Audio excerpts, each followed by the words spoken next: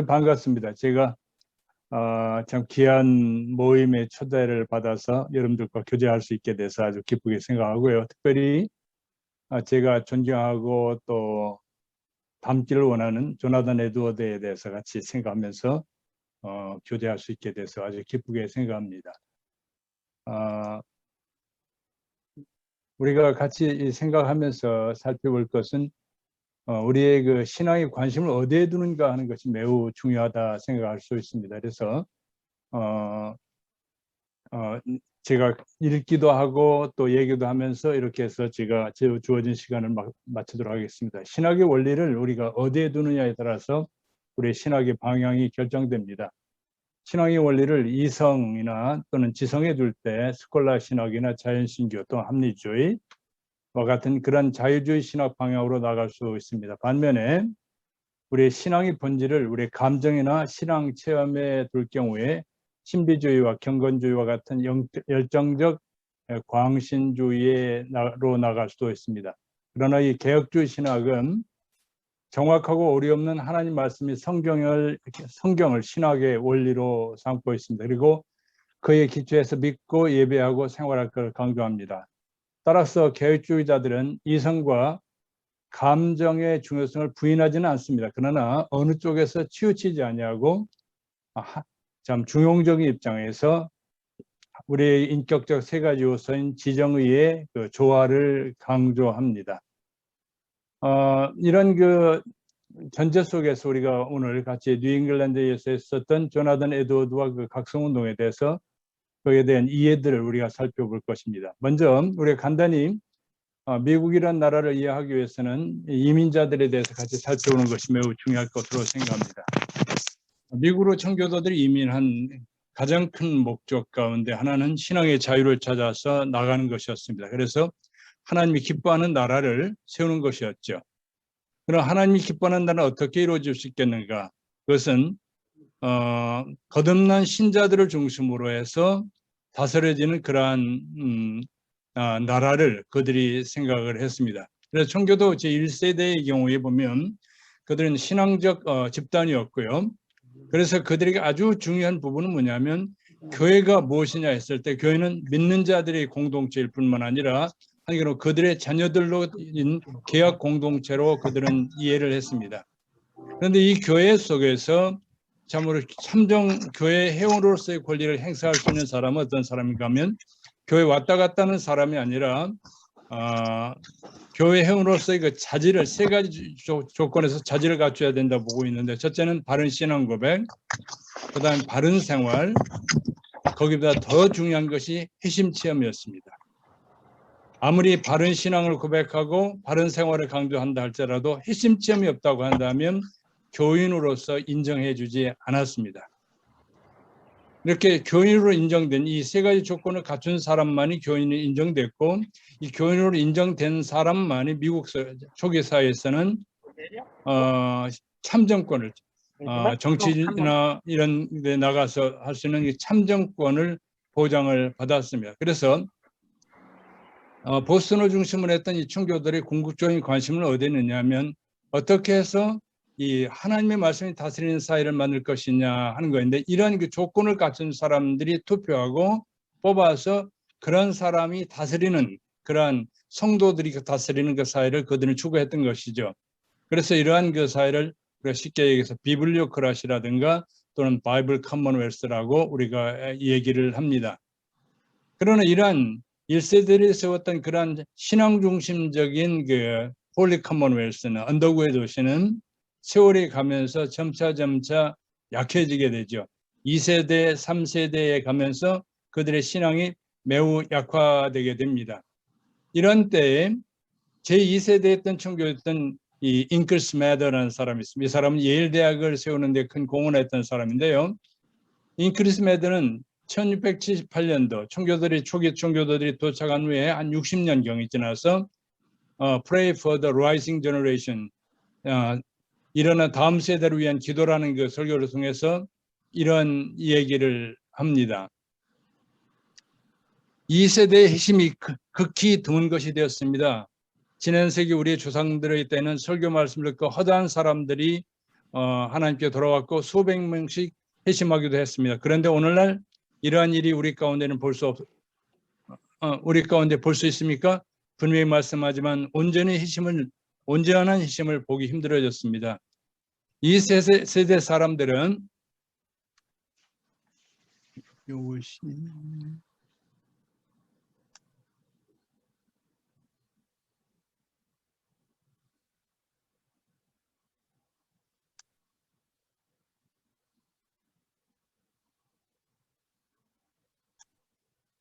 아이고 죄송합니다. 이 세대 사람 이것을 어떻게 옆으로 몰아야 되는가?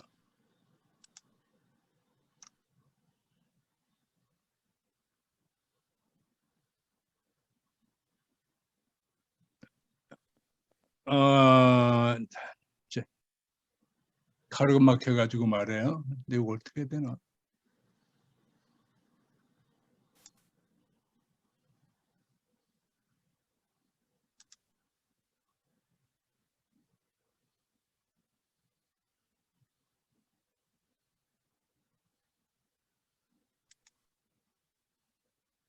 오케이, 좋습니다.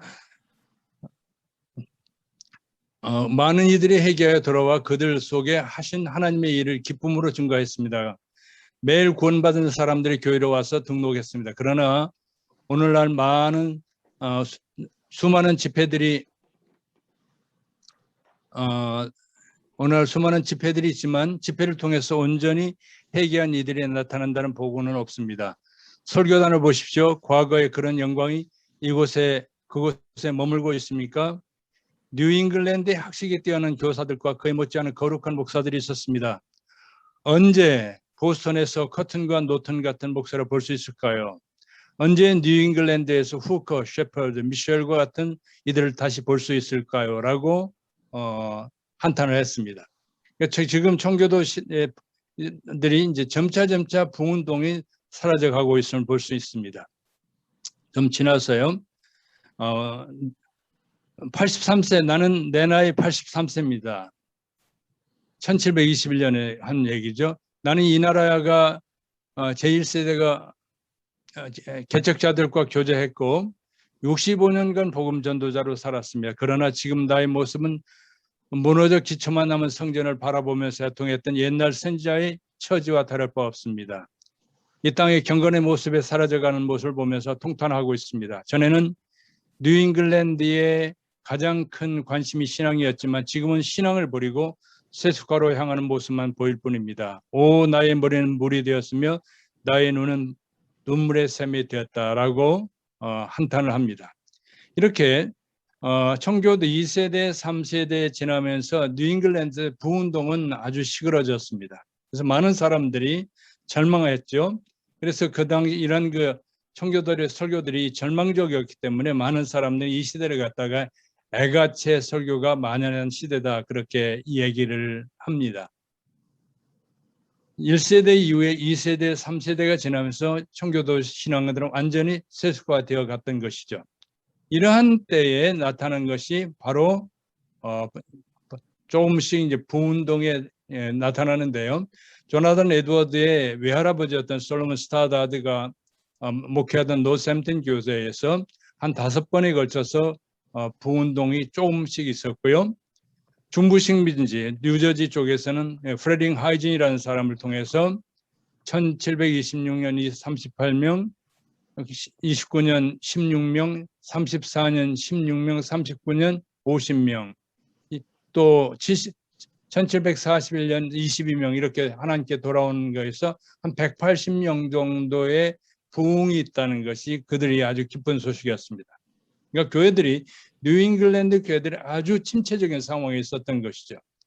이렇게 참 부흥을 기다리고 있었는데 이러한 부흥이 1734년 조나단 에드워드가 목회하던 노샘튼 교회에서 시작이 된 겁니다. 이 노샘튼 교회에서 이 부운동이 일어났을 때에 많은 사람들이 조나단 에드워드의 설교를 통해서 죄의 비참함과 자신들이 타고난 본성이 전적으로 악하다는 것을 깨닫고 나서는 그들이 에드워드의 표현에 의하면 갑작스럽게 양심이 찔림을 받아서 마치 화살에 심장을 뚫린 것처럼 떨었다라고 얘기합니다. 또 자신의 악행과 다른 죄가 되는 행위들, 심각한 본성의 부패, 하나님에 대한 적대감, 교만, 불신, 그리스도에 대한 거부, 의지의 고집스럽고 완고함을 깨달은 후에 죄를 증오하기 시작했고 저주받을 자신을 위해 구하기 위해서 예수 그리스도께서 죽으셨다는 걸 깨닫고서 그 해방감으로서 기뻐 날뛰었다라는 얘기를 합니다. 이런 그 부운동을 전하던 에드워드는 하나님의 놀라운 역사다라고 얘기합니다. 에드워드가 부운동을 하기 위해서 어떠한 노력을 한 것이 아니라 하나님께서 아주 suddenly 갑작스럽게 돌발적으로 이러한 부운동을 일으키신 것입니다. 이 사람이 에드워드였고요. 그래서 그 부흥의 결과 여러 가지 변화들이 나타나요. 생활의 개혁이 있습니다. 중상모략하던 사람들 이제 중상모략이 사라지고 또 다툼이 사라지고 술집이 문을 닫고 음란 풍조가 사라지고 사람들이 심성이 바뀌어져서 온유해지고 겸손해졌다. 에드워드의 글에 나옵니다. 또 관심이 바뀌어져요. 전에는 세속적인 관심이었는데 이젠 신앙적으로 바뀌었습니다. 그리스도의 탁월성과 희생적 사랑, 구원의 방법에 영광스러움, 하나님의 경이롭고 값없이 주시는 주권적인 은혜, 회심 가운데 나타난 하나님의 영광스러운 사역, 말씀의 진실성과 확실성, 하나님의 완전함을 보는 일들, 이 얼마나 달콤한지를 그들이 서로 이런 거에서 얘기했다. 완전히 사람들이 관심이 세상에서 하나님으로 바뀝니다. 그러면서 그들이 이제 하나님 앞에 나가는 그 은혜의 수단들을 적극적으로 하는, 열심히 찬송하고 또 기도하고 말씀을 읽고 묵상하고 설교를 듣는 열심을 냅니다. 그래서 1735년 3월과 4월에는 하루에 4명 정도가 하나님께 돌아오고 일주일에 30여 명, 총 300명 이상이 돌아와서 성찬에 참여할 수 있는 자가 620명이 되었다라는 보고를 합니다. 그러니까 큰 부운동이 일어나게 된 거죠. 여기서 300명 정도가 교회에 돌아왔다는 것은 나 예수 믿겠다고 돌아온 것이 아니라 그들 자신의 회심을 내가 거듭났다는 것을 사람들이 입증해 줘서 입증을 받아서 교회 회원으로 인정이 되어서 성찬에 참여했었다는 것을 볼 수 있습니다. 대각성운동이 일어난 거죠. 이런 가운데 1738년부터 조지 위필드가 조지아를 중심으로 해서 올라오면서 이 본격적인 부운동이 1741년에 되는데요. 이 조셉 트라키라는 사람이 글을 읽어보면 사람들이 얼마나 모이는지 부운동에 사람이 사람 위로 거닐 정도였다라는 얘기를 합니다. 이렇게 바싹 마른 땅과 같은 뉴잉글랜드 땅에 하나님께서 조나단 에드워드와 조지 위필드를 통해서 큰 부흥이 일어났습니다. 이런 그 부흥운동이 일어났는데 이런 부흥운동에는 반드시 호사다마, 좋은 일에는 사탄의 역사도 동시에 일어나는 거죠. 이런 호사다마격으로 하나의 부운동을 극단적으로 이끌어가는 하나의 두 세력들이 나타나죠. 하나는 제임스 데븐포트를 중심으로 하는 그 광신주의적인 운동이고요. 하나는 이 광신주의에 비판하면서 부흥운동까지도 비판하는 합리주의적인 운동입니다.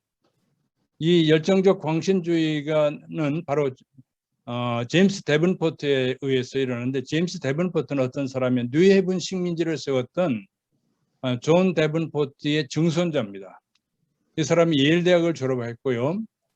그 다음에 1738년에 롱아일랜드 사우스 홀드에 있는 교회, 롱아일랜드의 청교도들이 처음으로 세웠던 교회죠. 이 교회에 부임을 합니다. 그래서 1740년대는 이 사람이 조지 위필드의 부흥에 참석해서 나도 이제 위필드처럼 목회해야 되겠다 해서 이 순회 설교를 결심하고 계획을 하죠. 그래서 1741년에 41년에 뉴 런던에 가서 이제 집회를 하는데 사람들을 감동시키고 감격해서 저 은혜를 받도록 하기 위해서는 좀 격정적으로 해야 되겠다라는 생각을 하죠. 그래서 감정적인 설교를 합니다. 그래가지고 자기도 열정적으로 설교하면서 24시간을 열변을 토하다가 쓰러지기도 하고, 그래서 그는 성도들에게 외친 거예요. 더 큰 소리로 기도하라. 더 오랫동안 기도하라. 이렇게 간절히 기도할 것을 얘기했습니다. 그 결과 거기에 참석했던 수많은 부녀자들이 밤늦게까지 고성으로 기도를 했습니다. 그리고 그들이 기도하면서 아주 흥분이 돼가서 길거리를 다니면서 찬송을 부리고 소리를 지르고 했습니다. 또 히스테리 현상까지 나타났습니다. 그래서 이때부터 소위 열정주의적이가 열정적 광신주의로 나갔다는 것이 사람들의 얘기죠. 이 사람이 바로 조지 위필드입니다. 여러분들 보시는 것처럼 조지 위필드는 사팔뜨기입니다. 왜냐하면 어렸을 때 폭력을 알았기 때문에 이렇게 눈이 잘못됐습니다. 자, 이런 그 광신적인 집회가 시작되니까 그러면서 뉴 런던에서 이제 뉴헤븐 예일 대학이 이제 나중에 있게 되는 그 당시 있었던 뉴헤븐 그쪽으로 가서 목회를 하는데 그 지역의 뉴헤븐 교회의 목사 조셉 노예스라는 목사가 집회를 허락하지 않습니다. 왜냐하면 이 사람이 볼 땐 너무 극단적이고 너무 그 감정에 치우쳤다 생각해서 막았던 거죠. 그러니까 그 옆에다가 5개 집회를 하는데 5개 집회를 하면서 이 노예스 목사를 양의 탈을 쓴 늑대요 회심하지 못한 목사다. 마귀가 성육한 자 하면서 아주 욕을 했습니다. 그러면서 한 걸음 더 나가서 저렇게 거듭나지 못한 가짜 목사를 떠나서 다른 교회로 나갈 것을 선동을 했습니다.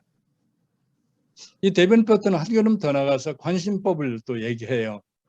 사람들 보면서 당신은 거듭난 사람이다 아니다라를 또 구별한다고 얘기를 합니다. 또 한 걸음 더 나가서 나는 꿈과 환상을 통해서 하나님이 보여주시는 걸 보고 있다라는 얘기를 합니다.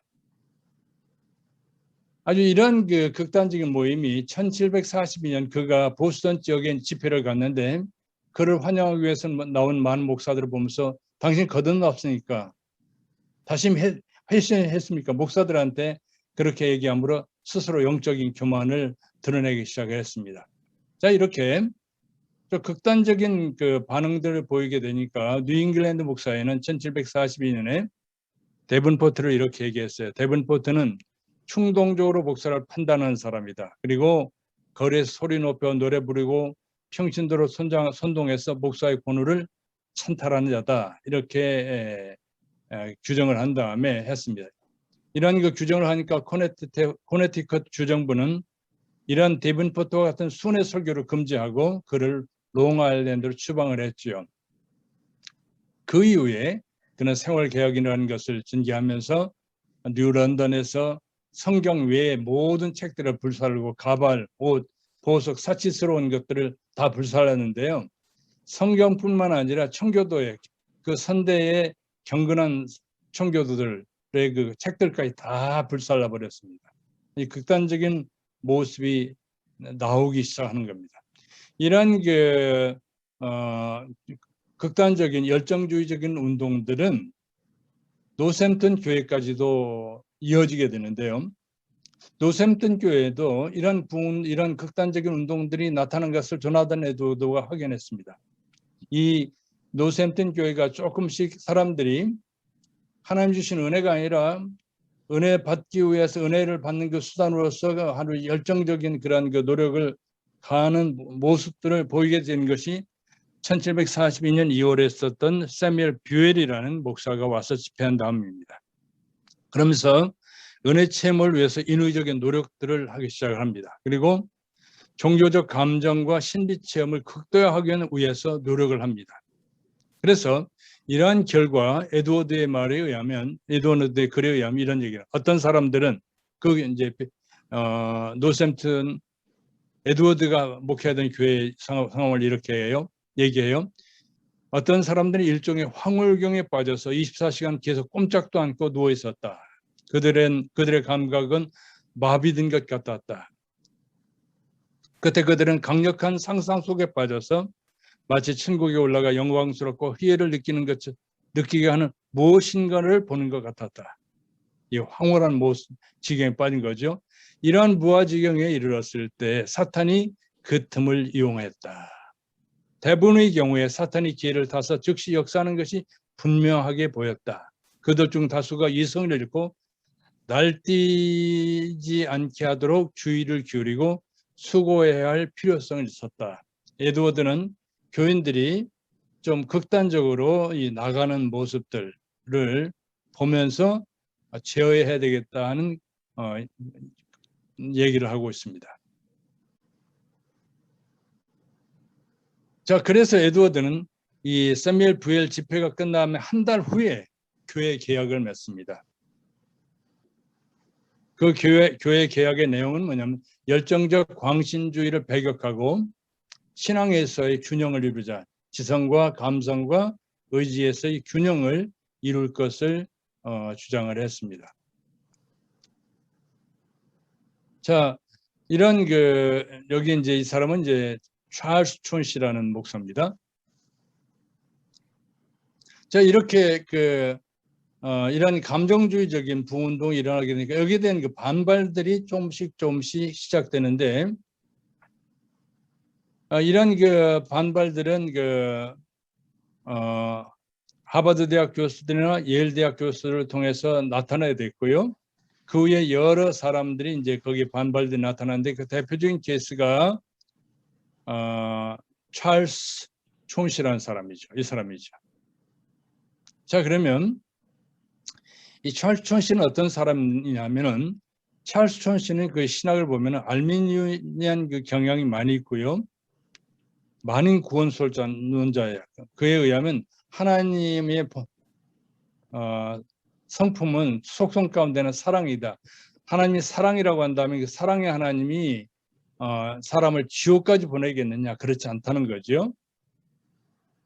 이런 만인 구원설을 주장했고, 한 걸음 더 나가서 그는 유니테리안 경향을 가지고 있었습니다. 그래서 유니테리안의 선구자라 그렇게 얘기를 합니다. 그가 쓴 책을 한 두어 권을 제가 소개를 하는데요. 1742년에 쓴 열정주의를 서술하고 경계함이라는 책을 썼는데요.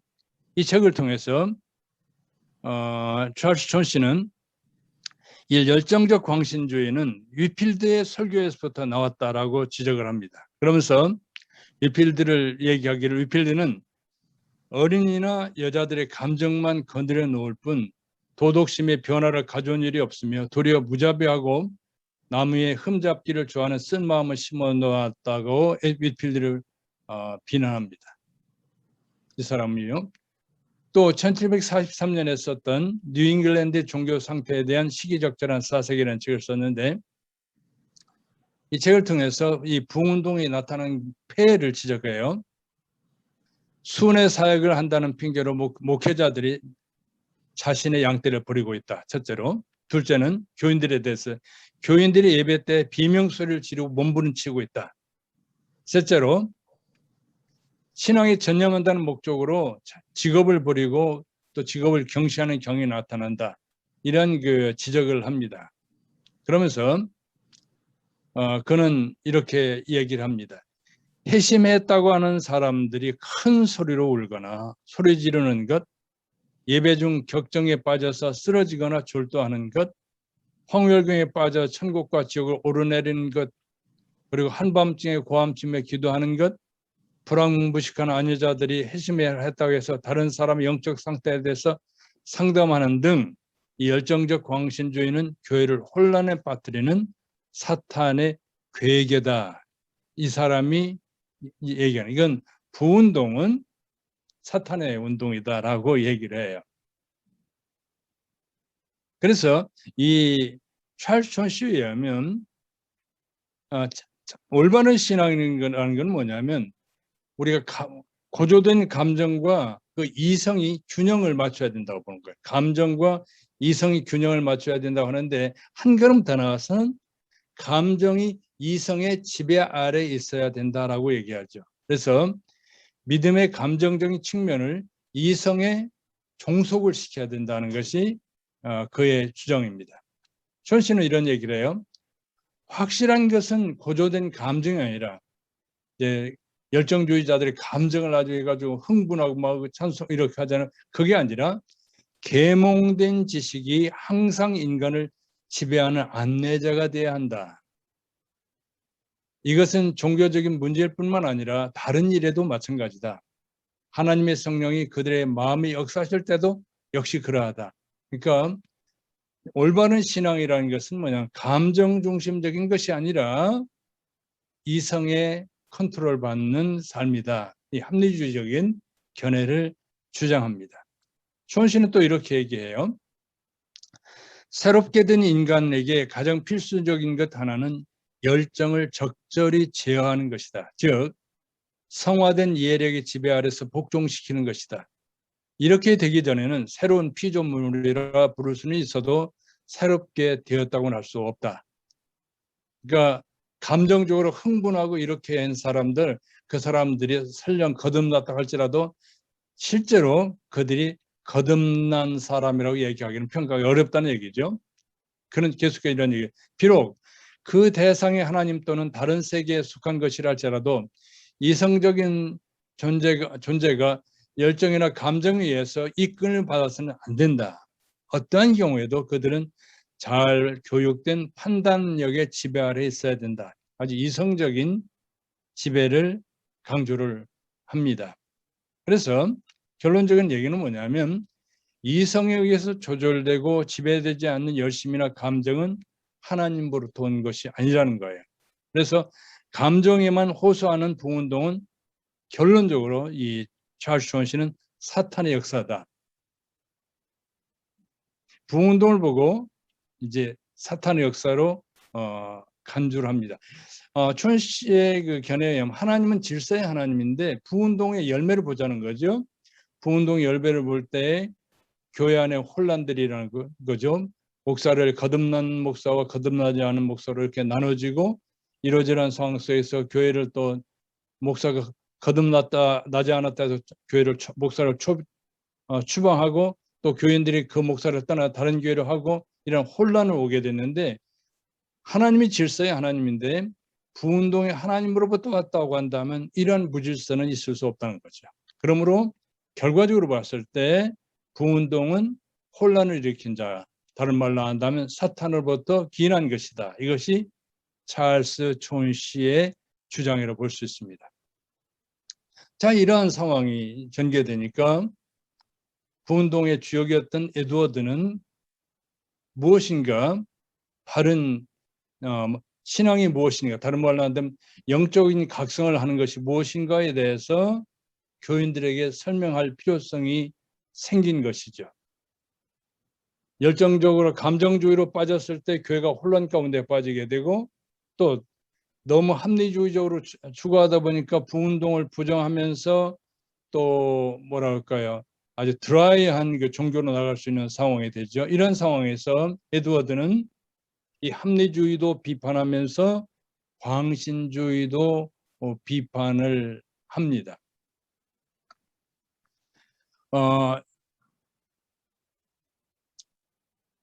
에드워드의 입장에서 보면 영적인 각성을 위해서 감정만 고조시키는 열정적 광신주의에 빠질 때 은혜에 대한 그릇된 자세를 가지게 될 뿐만 아니라 신앙적 주관주의에 빠질 수 있다고 본 거예요.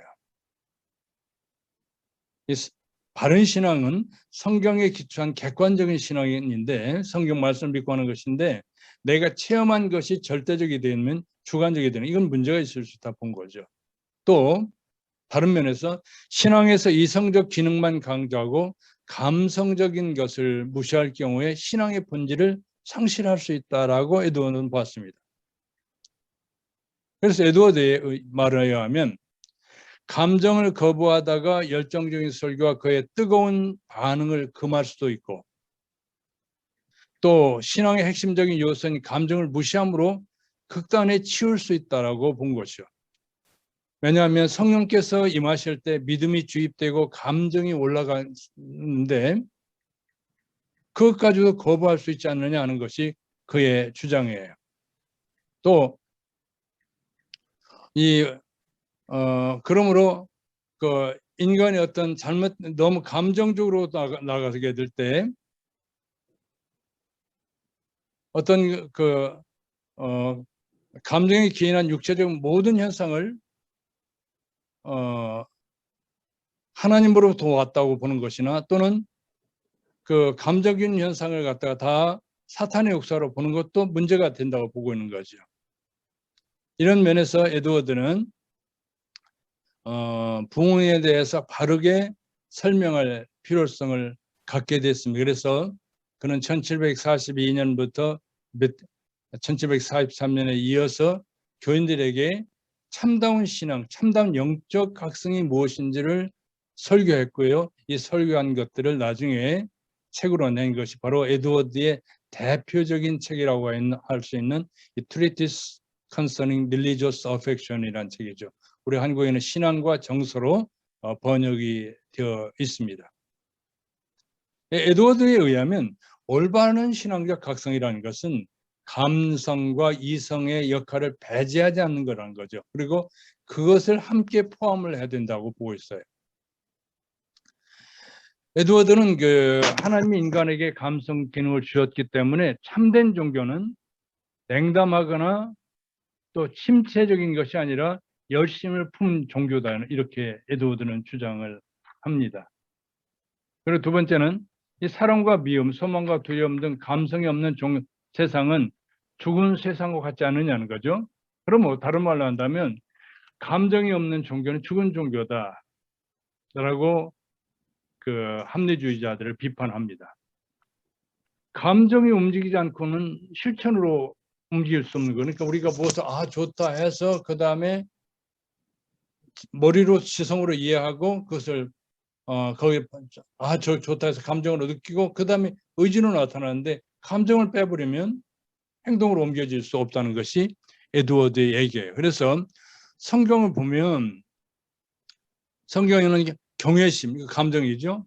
소망, 사랑, 미움, 거룩한 열정, 슬픔, 애통, 감사, 연민, 열심 등 이런 감정적인 표현들이 나온다는 거죠.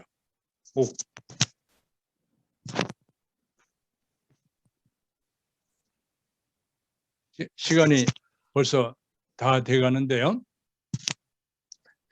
그러니까 에드워드에 의하면 참다운 종교는 감정적이라는 거예요. 감정적. 그러면서 동시에 에드워드는 주장할 때 열정주의자들을 비판하는 것이 뭐냐면 제가 한 1, 2분 안에 마치도록 하겠습니다. 이 열정적인 것, 열정주의에 빠지는 자들이 하는 건 뭐냐면 어떤 신비적인 체험이나 이것을 절대화하는 것은 이 사탄의 방법이라는 걸 주장해요. 그리고 제 강의안들을 여러분들이 더 좀 보시면 좋을 것 같아요. 그러면서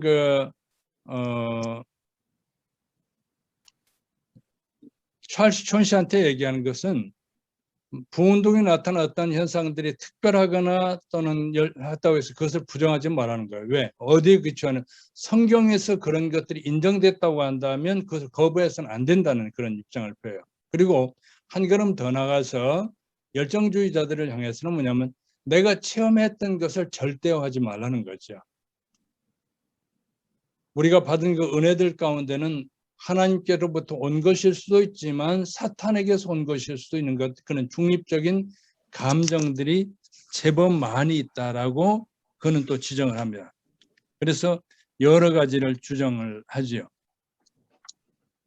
또 그러면서 이 사탄의 가장 큰 전략은 뭐냐면 우리들 속에 그런 감정이나 이런 것을 갖게 그걸 추구하게 함으로 말미암아 극단으로 몰아가서 궁극적으로 우리들이 감정의 열정에 빠지게 해서 주관주의로 빠지게 해서 하나님을 떠나게 만드는 그런 경우가 많이 있다. 그래서 초대교회로부터 많은 SNF라든가 영지주의라든가 그 이후에 수많은 사람들을 이 얘기나 신비주의자들 이런 것들을 지적하면서 감정 중심으로 나갔을 때 큰 어려움이 있다. 그리고 우리가 받은 모든 체험들을 절대화하지 말라는 거죠. 그 체험들은 바로 성경에 기초해서 판단을 해야 된다는 거죠. 일반적으로 이제 한국교회 성도들 보면 어떤 신비 체험을 했다든가 하면 그걸 절대화하는데 에드워드는 그건 아니라는 거예요. 성경에 기초해서 판단해야 된다라고 얘기합니다. 그러면서 에드워드가 이제 결론적으로 얘기하는 것이 뭐냐면 올바른 신앙이라는 것은, 바른 신앙은, 참다운 신앙이라는 것은 감정과 지성과 의지가 이 균형을 이루어야 된다는 거예요. 대칭과 균형을 에드워드는 강조합니다. 그리고 참다운 영적 각성은 삶의 변화를 통해서 나타난다. 거룩함으로 나타난다. 이런 것들을 그는 주장을 합니다. 그래서 참 시간이 나면 그 부분을 제가 얘기하다 보니까 시간이 다 됐습니다. 그래서 제가 여러분들이 한번 제 강의안을 보시도록 하고 그 다음에 질문으로 가도록 하겠습니다. 예, 감사합니다. 예. 교수님, 그 강의에 대해서 제가 이제 20분 정도 잠시 질문하고 그 다음에 교수님 이제 간단하게 말씀하시겠습니다. 강의 전체적으로 교수님께서 시의적절한 강의에 깊은 감사를 드립니다. 특히 이제 한국 교회가 아직도 이 성령이나 이 부흥에 대한 오해 또는 폐해가 아직도 많은데, 다시 한번 오늘 그 Religious Affections, 한국에서는 이제 신앙과 정서 또는 신앙 감정론 이렇게 두 권으로 이제 우리가 번역이 됐는데, 어떤 이 Religious Affection에 대해서 다시 한번 그 부흥과 영적 각성의 이해에 대해서 다루어 주신 걸 감사드립니다. 질문 하나 먼저 드리고 싶은 것은, 말씀하신 그 강의 내용 중에서 소위 말해서 뉴 라이트라고 하는 열정적인 광신주의가 있었죠. 그 데이빈 포트로 대변되는, 그리고 올드 라이트의 그 지성주의적인 합리주의 찰스 촌시로 대변되는 사람이 있습니다. 이런 그 어떤 극단의 현상들이 사실은 아직도 한국 교회나 또 세계 교회에 지금 이제 만연하다고 하는 것이죠. 그래서 극단적인 감정이나 은사주의 또는 극단적인 이성주의나 반은사 또는 감정주의가 팽배하다는 것이죠. 그래서 이런 점에서 한국에서 얼마 전엔 또 이제 우리들의 일그러진 성령이라는 제목의 책도 나왔고, 제가 한국에 시카고에 있을 때 한 교회에 갔는데 그 교회는 냉랭한 그 장로교였습니다. 그래서 이런 것들이 있는데, 이런 점에 대해서 교수님 한번 코멘트 편하게 한번 해주시면 감사하겠습니다. 지금 이제 뉴 라이트나 올드 라이트는 그 지금 그 찰스 씨가 올드 라이트를 대표한다고 할 수도 없고요. 또 제임스 데이븐포트가 뉴 라이트를 대변한다고 볼 수는 없습니다. 왜냐하면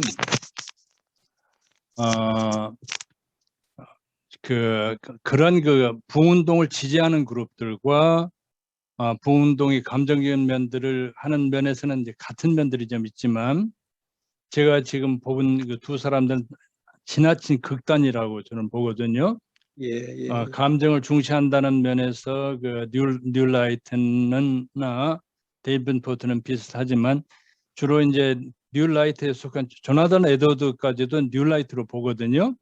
그런데 조나단 에드워드를 만일 데이빈 포트와 같은 부류로 넣는다면 에드워드가 아주 무덤에 뛰어날 것 같아요. 그래서 에드워드는 둘 다 반대하는 입장이죠. 그러니까 장로교들 가운데 아이리시 스카치 계통 사람들은 주로 올드 라이트 계통에 속했다고 한다면, 뉴 잉글랜드 계통의 조나단 디킨슨이나 이런 사람 중심으로 해서는 뉴 라이트 쪽에 속했다, 이렇게 볼 수 있겠죠. 근데 오늘 한국 교회를 보게 되면 좀 에드워드 입장보다는 제가 봤을 때는 그 뉴라이트보다도 더 나간 것 같은 제임스 데이븐포트 정도에 가 있는 것으로 저는 봐요. 에드워드가 중심은 이다면 그 뉴라이트가 있고, 뉴라이트 옆으로 이제 더 극단화한 것이 제임스 데이븐포트, 에드워드 옆에 그 올드 라이트가 있다면 올드 라이트보다 더 나아간 것이 찰스 촌시, 그렇게 볼 수 있을 것 같아서 저는 이 두 가지가 같이 서로 공존을 하면서 서로를 그 보완을 해야 된다, 그렇게 생각이 들어요. 예, 좋습니다. 성경 말씀 우리가 여러 번 말씀하신 것이 있는 좌로나 우로나 치우치지 말라.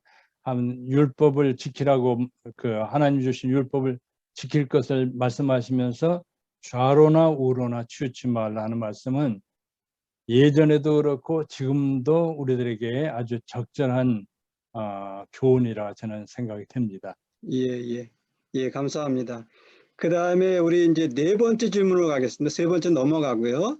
에드워즈가 이 두 진영을 비판하면서 이 분별의 기준으로 성경과 전인적인 신앙 그리고 성화를 강조했다고 이제 말씀하셨어요. 그래서 특별히 우리 적극적인 표지, 소위 말해서 그 religious affection에서 나오는 거, 첫 번째 거듭남과 성령의 역사, 두 번째가 하나님 중심의 신앙과 신학의 문제, 그다음 세 번째가 하나님의 아름다움과 거룩과 탁월성, 그리고 우리 10번에 나오는 신앙의 균형의 문제, 그다음에 신앙 실천적인 공공신앙을 얘기했어요. 그래서 먼저 제가 여쭙고 싶은 거는 우리 시간상 다 말씀 못 드리니까 두 번째 거기서 신앙이 하나님과의 아름다움 또 균형에 대해서 에드워드가 굉장히 강조를 했는데 이 문제에 대해서 교수님 한번 코멘트 해주시면 감사하겠습니다. 예, 그 에드워드의 그 노샘턴에서 부운동을 보면 에드워드의 그 Faithful Narrative of the Surprising Work of God이라는 그 글을 보면은 거기에서 그 부운동이나 이런 것들은 주로 그 하나님의 갑작스러운 surprising 하는 참 갑작스러운 사역이라고 얘기를 하거든요. 하나님 에드워드의 거기 보면 부흥을 기대하고 설교하거나 그렇게 하지는 않았어 전혀. 그런데 하나님께서 갑작스럽게 4명 일주일에 30명 그래가지고 수많은 사람들이 돌아오는 역사가 나타났거든요. 그런데 그 극단을 그 열광주의자들 같은 경우는 뭐냐면 인위적으로 그 일을 만들어내려고 노력하는, 하나님이 주시는 것이 아니라 에드워드는 하나님을 찾아 하나님께서 주신 것을 수동적이었다고 하는데 이 사람들은 내 노력 위해서 그걸 만들어 나가려고 하다 보니까 인위적인 것들을 만들어 나가기 때문에 이런 많은 문제들이 생겼죠. 그래서 에드워드는 여기에서 이제 강조하는 것이 뭐냐면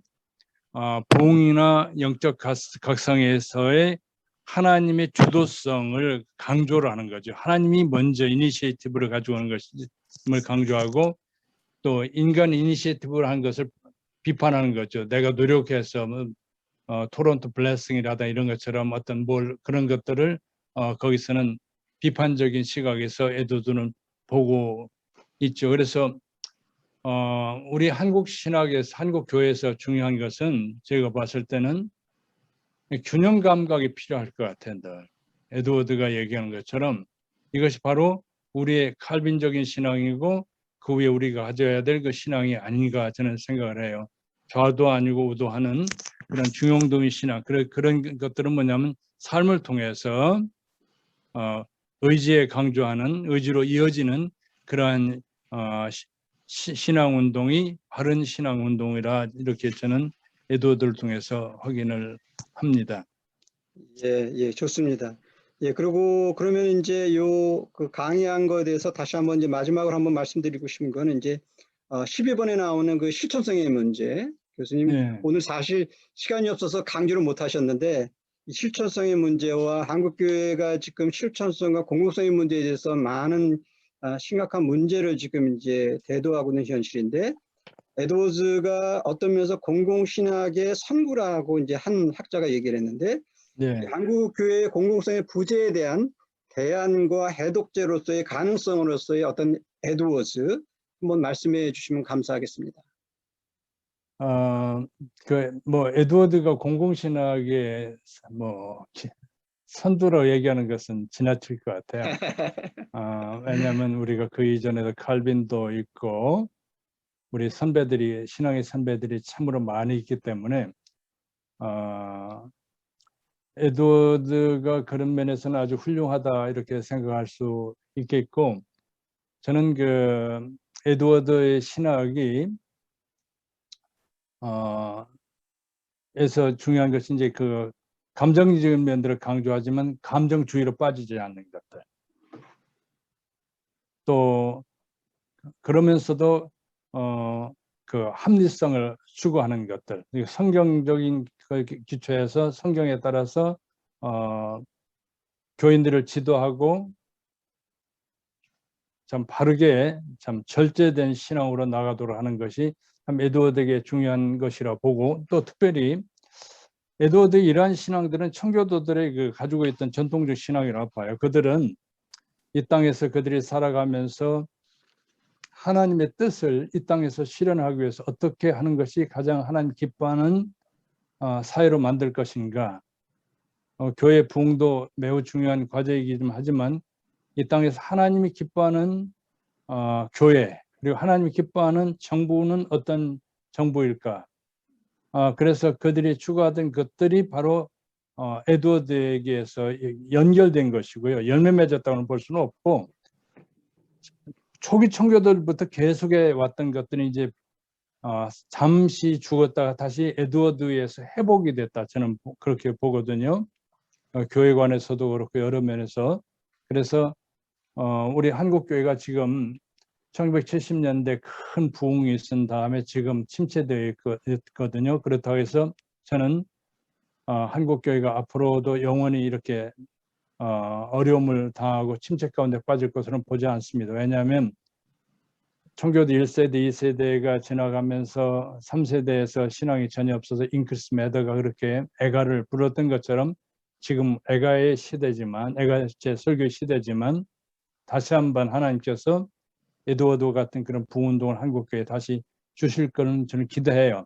아멘. 그렇게 하면서 예. 우리들이 가져야 될 자세는 어떤 하나님의 부흥운동이 우리 속에 일어나 은혜들이 나타났다고 했을 때에 경거망동해서는 안 된다는 거죠. 왜냐하면 반드시 거기에는 에드워드가 얘기했던 그 호사다마, 사탄의 역사도 동시에 하나님의 교회에 나타나게 되는 사탄의 역사도 동시 시작된다는 거죠. 그런데 에드워드가 얘기하는 것은 그 사탄의 역사는 과격한 방향으로 나간다는 거죠. 어떤 은사 체험을 하기 위해서 뭐 한다든가 그런 과격한 방향으로 나간다는 것, 이것을 에드워드가 경고하는데, 그래서 환상을 보려고 하고 어떤 그렇게 그러한 영성 개발이고 뭐 이런 쪽으로 이제 나가는 거죠. 근데 에드워드는 그것을 비판하고 있다 저는 봅니다. 그래서 우리 한국교회가 앞으로 부흥이 다시 왔을 때, 또 우리 지역적으로 부흥이 왔을 때 균형가 잡힌 그 신앙으로 나가게 된다면 더 큰 열매들을 우리 한국 사회를 에서 맺어지고 한국 사회가 바뀌어지지 않을까 그렇게 생각을 합니다. 예, 좋습니다. 네, 개 교수님, 감사합니다. 제가 이제 개인적인 거 한 2가지 하고 말씀드리죠. 예, 마무리하죠. 네.